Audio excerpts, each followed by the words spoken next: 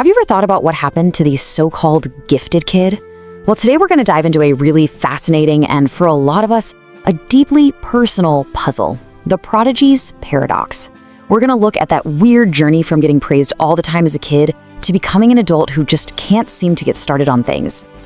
So yeah, why does this happen? It's a real head-scratcher, isn't it? Why do people who seem to have it all figured out early on often end up struggling the most with just beginning a task later in life? It feels like it shouldn't make sense, but as we're about to see, there are some very real, very specific psychological reasons behind this whole thing. All right, to really get to the bottom of this, we first have to talk about the story that gets built around that early success. Let's call it the myth of potential. This quote, this just nails it, doesn't it? When you're constantly told you're smart, your entire identity gets tangled up in this idea of, effortless perfection. The praise isn't for the hard work, it's for the perfect result. So what happens when a task actually requires a real struggle? Or even worse, what if you try your absolute best and it's still just okay? All of a sudden, who you are feels like it's on the line. And what you get is this deep, frustrating internal battle. You know you're capable, you have the ideas, you have the skills, but it's like there's an invisible wall holding you back.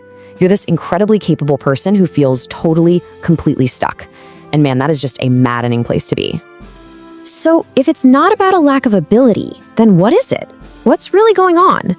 To figure that out, we've got to look a little deeper, kind of under the hood, at the wiring of it all, and specifically at our brain's reward system. And listen, this right here is the big aha moment. Procrastination, in this case, it's not about being lazy. It's not about being undisciplined.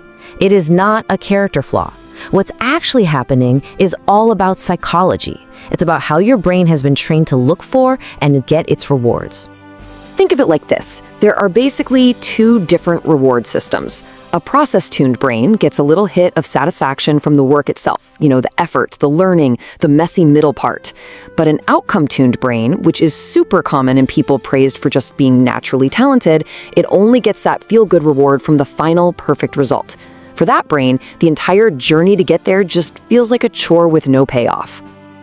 Okay, so if your brain is only interested in that big, shiny prize at the very end, how does that actually cause you to stall out and not even start in the first place? Let's break down the mechanics of how this works. This whole outcome-focused mindset basically creates two major psychological roadblocks.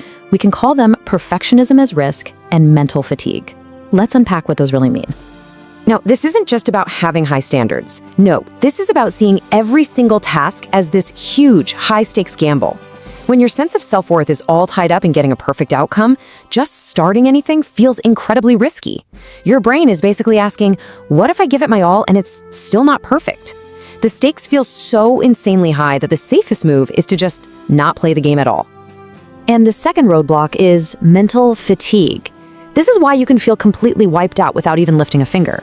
Your mind runs through every possible scenario, it plans every little step, it worries about every single thing that could go wrong. By the time you actually sit down to do the work, you've already run a mental marathon. You're exhausted before you've even started. And this is how it all connects. This is the pipeline in action.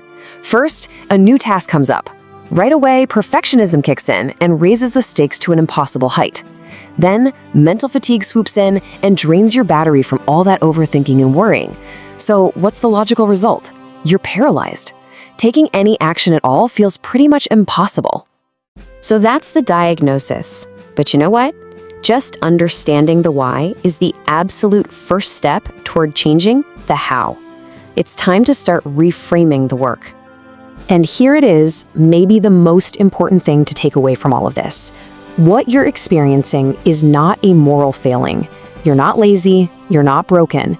You're simply running on a mental model, think of it like a piece of software, that was probably installed way back in childhood without you ever even realizing it. So the real goal here isn't to fix some deep flaw in your character, not at all. It's to recognize this whole thing as a feature of how your mind operates. It's about finally getting the user manual for your own brain, so you can learn to work with its programming instead of constantly fighting against it.